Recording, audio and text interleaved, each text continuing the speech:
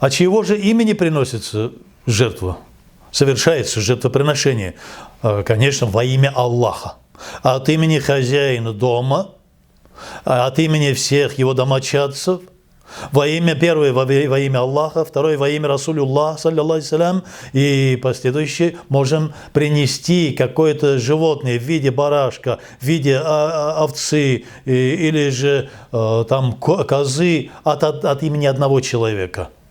От имени одного человека. Но если это большое животное, верблюд, буйвол или корова, то от имени 7 людей мы можем в складчину принести в жертву это животное. Но нужно знать, что жертвенное животное искренне совершается как жертва во имя Аллаха, как курбан, чтобы приблизиться к его довольству. И ни в коем случае не ради мяса, не ради того, чтобы запастись продукцией.